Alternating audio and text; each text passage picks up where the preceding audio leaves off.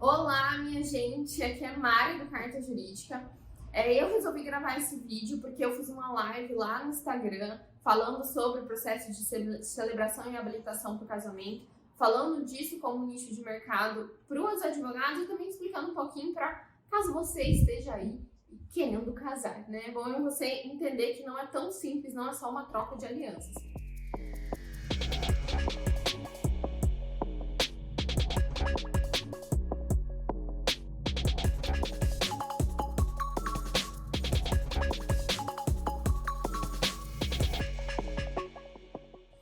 A live lá no Instagram acabou que não ficou salva, então não consegui trazer aqui para o YouTube. E eu já queria começar a gravar vídeos específicos para cá. Então eu aproveitei a oportunidade e trouxe o tema da live que eu fiz inicialmente no Instagram e teve bastante repercussão, bastante interação do pessoal. Eu trouxe aqui para o YouTube. Então vamos lá, eu separei 6 tópicozinhos para a gente falar sobre o processo de habilitação e celebração do casamento. Então se você quer casar, o que tem que fazer, né?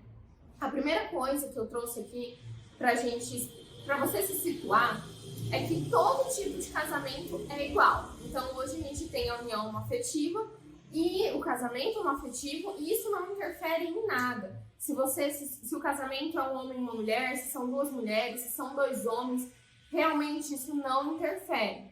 Então, desde 2011 nós temos a união homoafetiva, o casamento homoafetivo é como um casamento comum. Pode acontecer de algum cartório ainda ter um pequeno entreveiro para poder aceitar o casamento, mas eles não podem. Legalmente é exatamente da mesma forma. Então, tudo que eu falar aqui nessa live, ela vai servir tanto para o casamento homoafetivo, tanto para o casamento hétero, tá bom?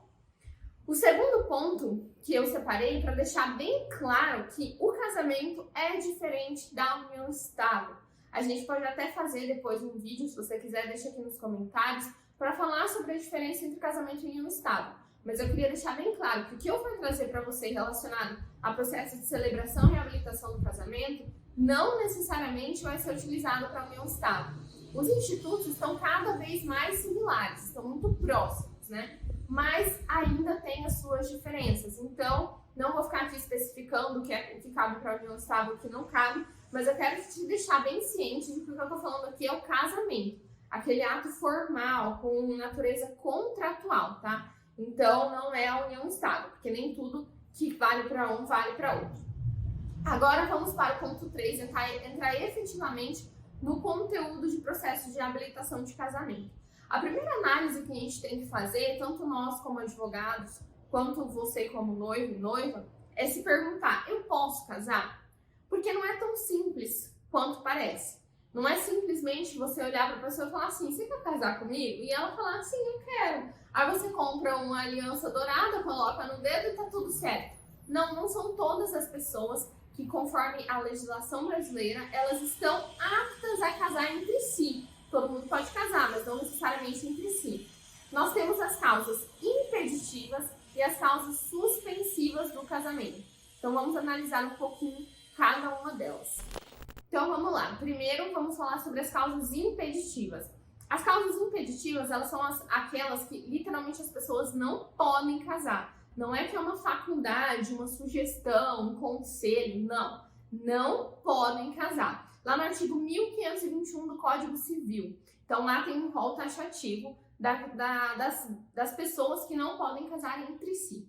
Então quais são as pessoas que não podem casar? Porque se casar, o casamento vai ser nulo. O que isso significa? É como se não tivesse casado. Então efeitos patrimoniais, de partilha e eventual sucessão, por exemplo, é como se não existisse, tá? Os pais e filhos, ascendentes e descendentes, não podem se casar entre si. Adotante e adotado, inclusive com o marido de um e o marido de outro. Como que, só para contextualizar, os filhos não tem mais nenhuma diferença entre filho adotado, filho biológico. Antigamente falava-se, né, sobre o filho bastardo. Hoje não tem mais. Então, filho é filho. E da mesma forma que você não pode casar com o seu filho biológico, você não pode casar com o seu filho adotado. No direito, a gente chama de parentes afim, que é por afinidade. Os parentes por afinidade em linha ascendente, ou seja, a nora com o sogro e o genro com a sogra, eles não podem casar, sogra é sogra para sempre, sogro é sogro para sempre. Você fica impedido de casar com qualquer um desses, mesmo que você já tenha divorciado. E isso também serve para quando a gente está falando de genro e na hora de filho adotado, tá bom? Irmãos e parentes colaterais até terceiro grau. Então, irmãos entre si não pode, e nós temos os parentes colaterais até terceiro grau. Os parentes colaterais até terceiro grau, a gente atinge aqui os tios. E a gente sabe, quem é do direito principalmente, que existe sim uma certa flexibilização em relação ao casamento de tios e sobrinhos.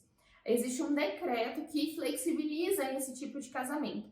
Porque, na verdade, os fatos impeditivos do casamento é mais por ordem pública, assim, pra gente não ter nenhuma confusão genética, por exemplo, ou até ofender os próprios princípios morais e éticos da família. Então, para evitar esse tipo de coisa, aí a lei vem e impede essas pessoas de se casarem.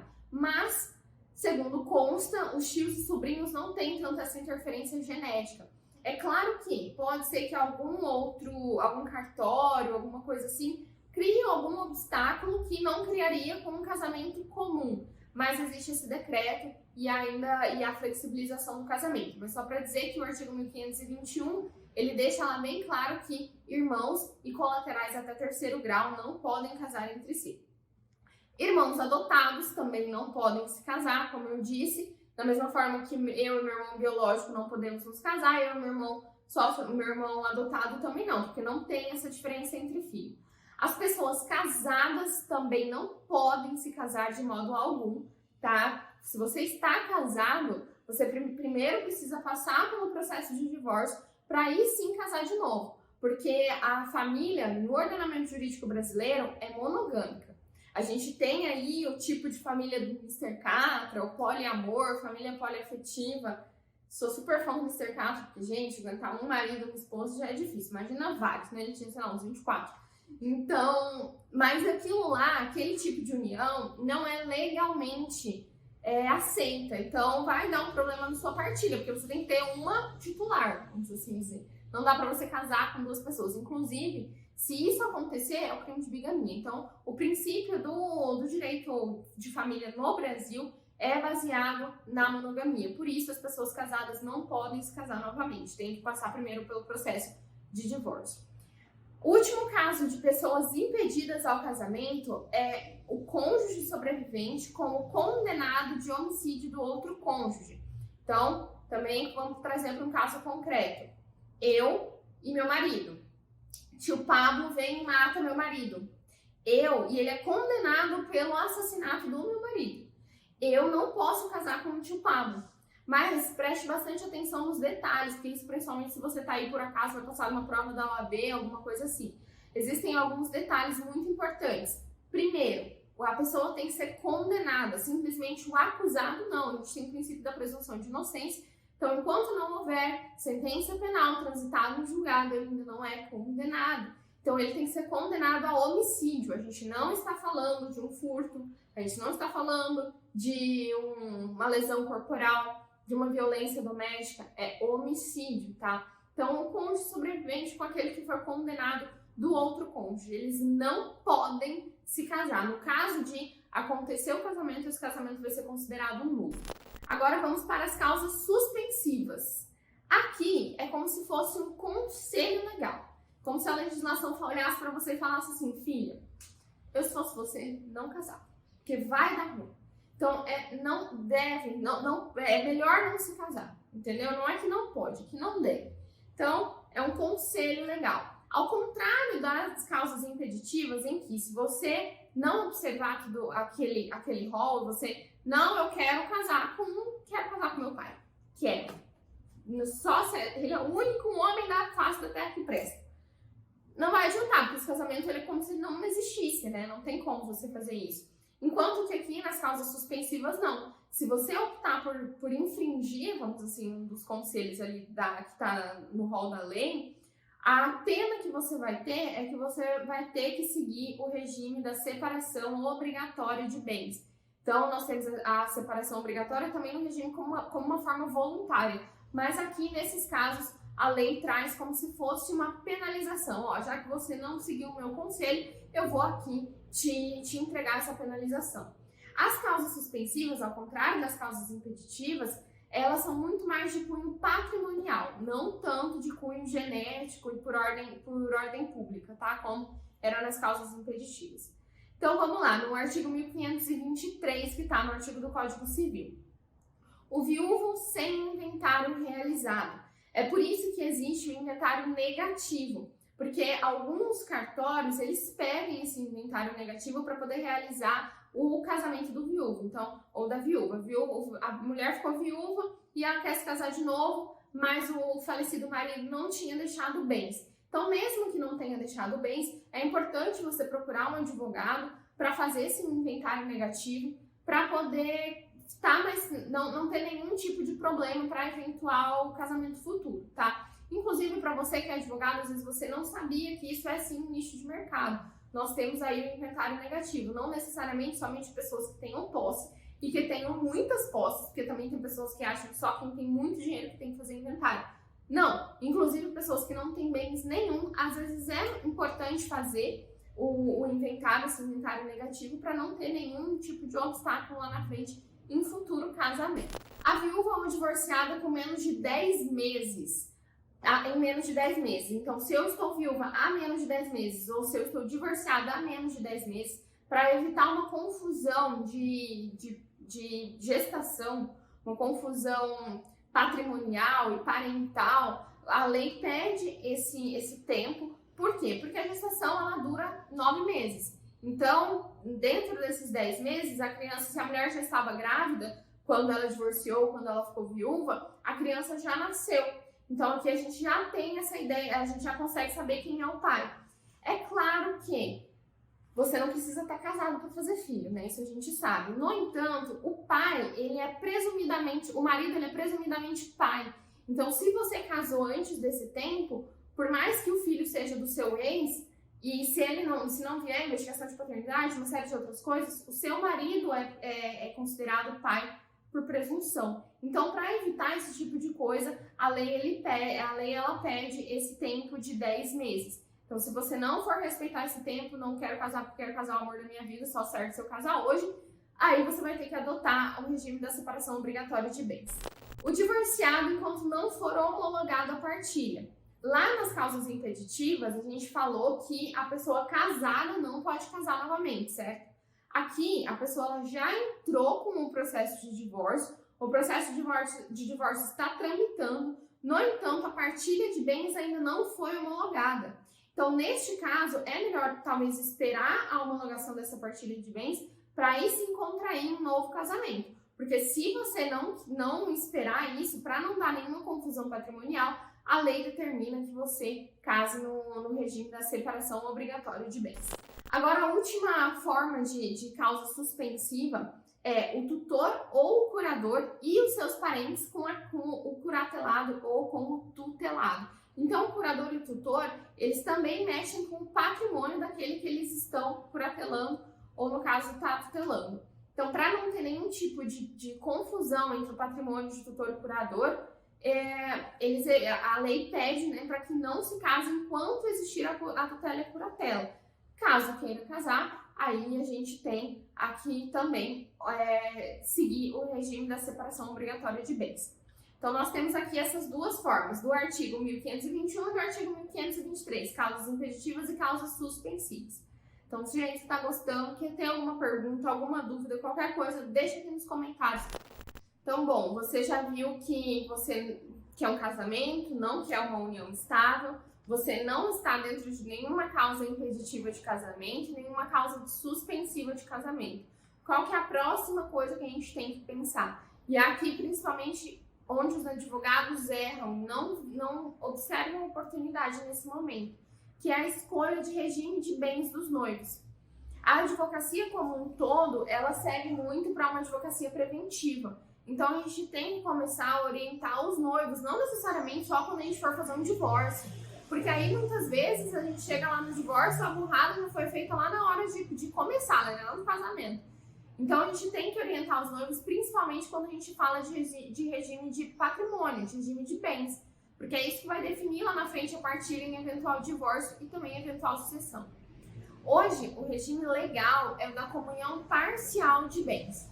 Então, se você não entende nada, se você não quer nada e muitas vezes você for lá no cartório sozinho, sem falar com o advogado, muito provavelmente é a única coisa que eles vão te falar. Às vezes o próprio cartorário, aquela pessoa que te atende ali no cartório de registro civil, ele nem sabe quais são as outras formas de regime. Porque esse é o regime legal, esse é o regime padrão, vamos assim dizer. Você não precisa de nenhum tipo de documentação para poder seguir esse regime durante o seu casamento.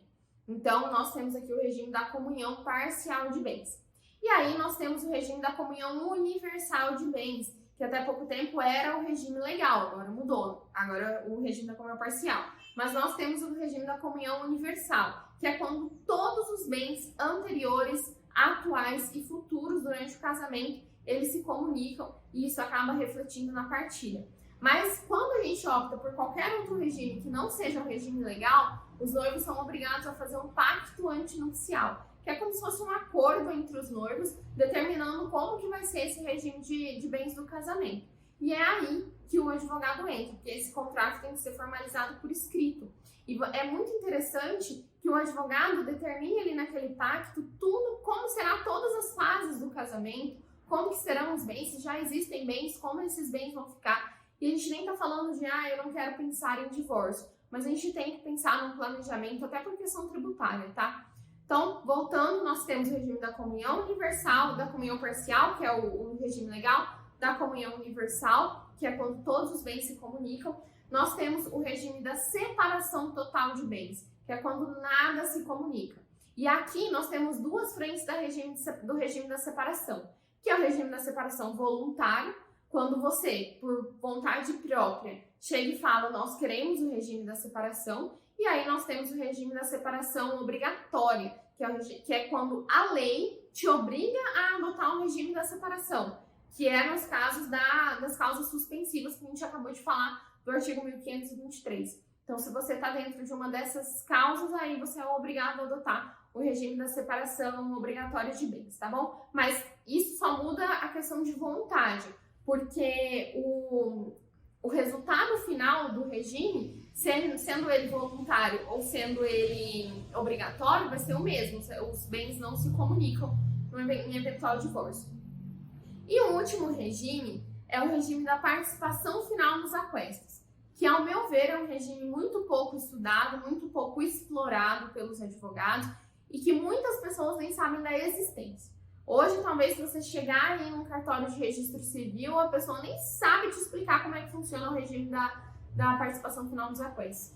E este regime é um regime muito utilizado quando a gente fala em planejamento, seja um planejamento patrimonial ou um planejamento sucessório, porque aqui a gente consegue dar mais liberdade para os noivos. É como se fosse um regime misto. Então, nós temos o regime durante o casamento, como se fosse uma separação, e aí depois a gente olha todo o quantum de bens, de imóveis ali que aquele casal construiu e a gente partilha.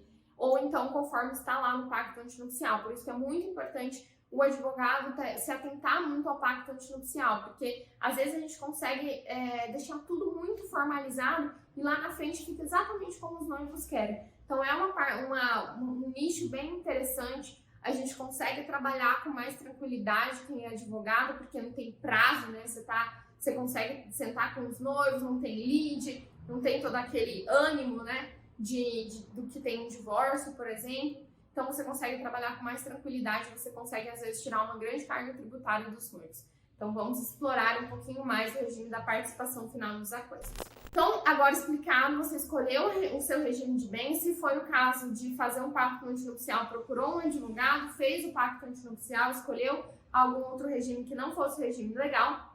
Então nós temos, mas aí chegou lá no casamento, ou então você não fez nada disso, você foi direto lá no cartório, você só soube do regime da comunhão parcial. E aí chegou lá na frente e você falou, cara, não é isso que eu queria. Eu não queria isso aqui, eu não queria toda a separação, eu não queria que comunicasse só metade, eu queria que comunicasse tudo, eu queria um regime amor, love you, vamos, tudo meu, seu, nosso, tudo, quero juntar tudo. Mas você casou em outro regime. Então é possível a gente fazer essa alteração de regime de bens, está no artigo 734 do Código de Processo Civil. Até agora a gente estava falando do Código Civil, agora a gente está falando do Código de Processo Civil. Mas existe uma burocracia para essa mudança de regime, para esse pedido de alteração de regime.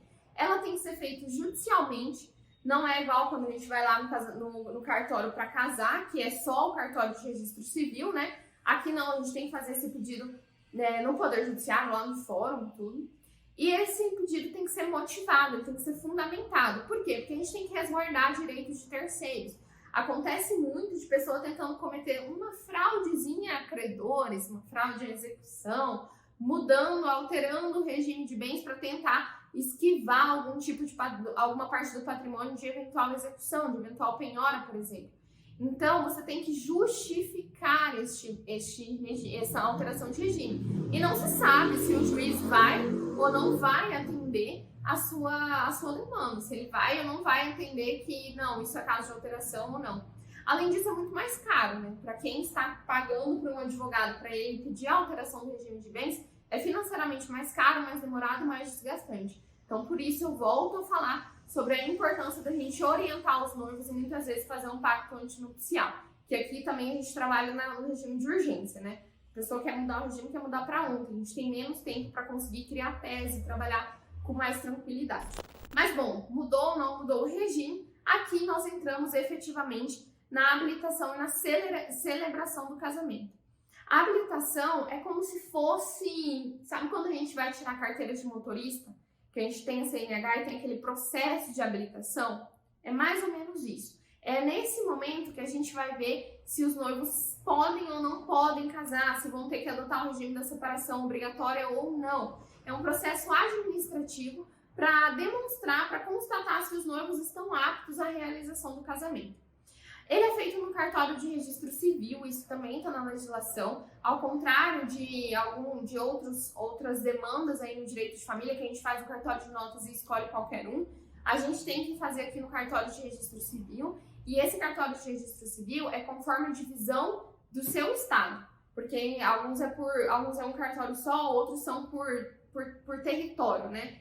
Por localização do território do seu estado. Então, aí você tem que ver aonde está a sua residência, qual que é o cartório de registro civil que abarca esse seu pedido. O requerimento ele deve ser instruído com os documentos pessoais dos noivos, a declaração de testemunhas, são 2 testemunhas se você for fazer o casamento lá no cartório, e 4 testemunhas, o dobro de testemunhas se você for fazer o casamento em um local particular. Então, você tem que estar com os documentos pessoais, a declaração dessas testemunhas e, principalmente, se você já foi casado, você tem que mostrar que você não é mais casado, que não tem nenhuma causa impeditiva do casamento. Então, é aqui que a gente vê, que é através desses documentos, que o tabelião vai ver se é caso de alguma causa impeditiva ou alguma causa suspensiva, porque você tem que mostrar que você não tem nenhum tipo de impedimento ao casamento.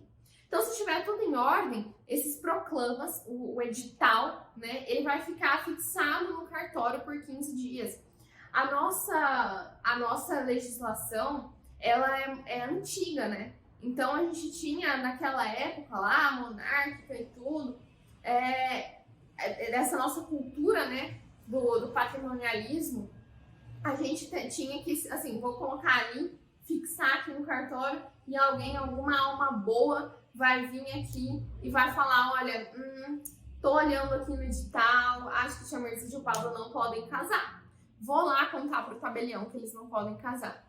Então, mas gente, quem é que fica vendo edital de casamento? As pessoas não veem nem edital de concurso, quanto mais edital de casamento, mas ele fica lá nesses 15 dias, e se ninguém se pronunciar contrário àquele casamento, você recebe aí a certidão de habilitado para casar.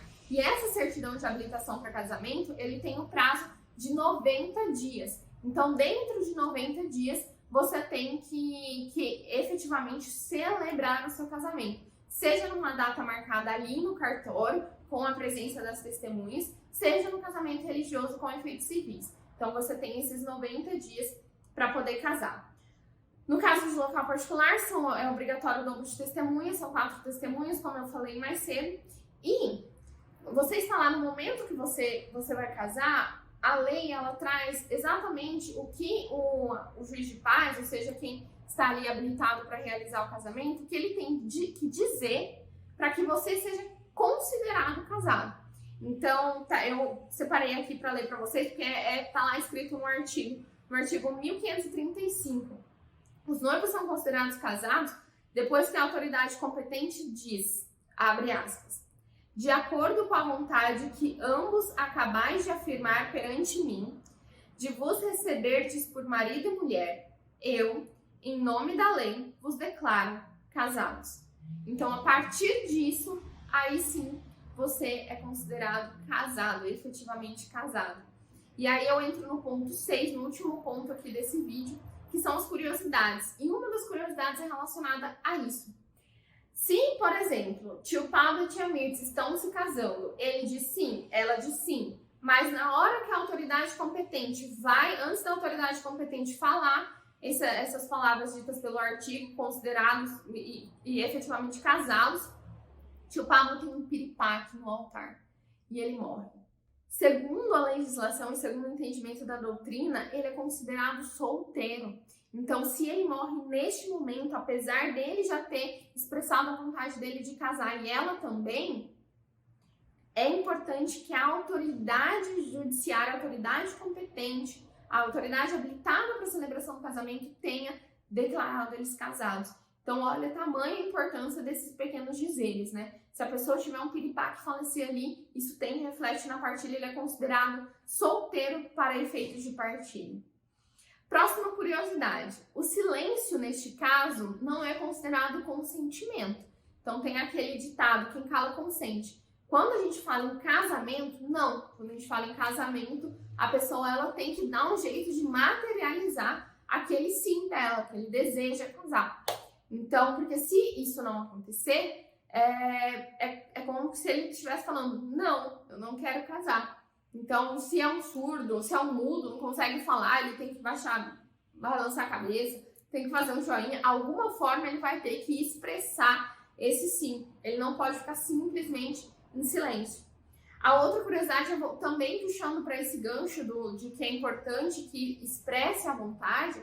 Quando você vai dar entrada no seu pedido de habilitação para o casamento, os dois noivos devem ir. Porque senão, já pensou o tanto de casamento surpresa que ia ser marcado? Vai só a noiva lá, eu quero marcar o meu casamento com o digníssimo. Mas e aí, o digníssimo não sabe, chega lá e ele tem um casamento e ele nem tá sabendo. Então, para fazer o casamento formal, né, quando a gente fala de que realmente vai ser esse contrato de casamento, os dois devem estar presentes, senão a gente não consegue fazer essa habilitação, essa celebração do casamento. É possível o casamento por procuração. Então, se por acaso um ou ambos os noivos não puderem estar no cartório ou no casamento religioso ali por algum motivo e eles quiserem levar um representante, por exemplo, seu advogado, você precisa de uma procuração pública com poderes especiais para ele casar por você. Então, é possível que ambos procuradores se casem. Então, eu, como procuradora de um cliente, e tio Pablo, como procurador do outro cliente dele, nós vamos até o altar para casar os nossos clientes. Mas para isso é preciso uma procuração pública com efeitos, com poderes específicos, tá? Deve estar definido esses poderes na procuração. Não dá para ser aquela procuração genérica, porque senão vai levar lá e não vai conseguir casar. E a última curiosidade é que se você tiver a declaração, a certidão de habilitação para o casamento no prazo de 90 dias, e você não for casar dentro desses 90 dias, você não cumprir esse prazo, você tem que voltar lá para o início do processo de reabilitação. Então, você tem que fazer toda a entrega de documentos, os dois juntos, lá no cartório, tem o pagamento de novo, então tem todo o trâmite novamente que demora. Aí tem que ficar mais 15 dias os proclamas lá pendurados no cartório. Então, a importância de você cumprir esse prazo, você economiza tempo e economiza dinheiro. Bom, era isso que eu queria falar sobre o casamento, celebração, habilitação, mostrar para você que é advogado que existe sim uma atuação do advogado dentro do processo de habilitação de casamento, não necessariamente somente no divórcio, como eu vejo que muitos advogados familiaristas fazem, falam só do divórcio e não veem que muitas vezes a gente pode até evitar um problema que vai estourar lá no divórcio e a gente evita aqui com simplesmente uma orientação para os noivos. E aí também a questão do pacto antinupcial, que quando a gente conversa com cada caso, com cada noivo, para entender o que eles efetivamente querem, a gente vê que às vezes não é o regime da comunhão parcial de bens, que é o regime comum, que se ele for lá no cartório, muito provavelmente vai ser o que vão saber explicar para ele. Então a gente consegue deixar tudo ali, todo o patrimônio, tudo organizado, tudo redondinho, tudo planejado para os noivos, tá bom? Então qualquer dúvida que vocês tiverem, deixa aqui embaixo no vídeo ou então manda lá no Instagram que depois eu respondo, tá bom? Tchau, tchau! Olá, meus queridos do YouTube! Nossa, que feio isso, né? Olá, tias Mirtes e tios Pablos. Então manda lá no Instagram que depois eu respondo, tá bom? Tchau, tchau! Eu tenho uma dúvida. Nesse caso de casamento por procuração, os advogados vão lá e se casam no lugar dos clientes. Caso os advogados se apaixonem, eles são aptos ao casamento? São.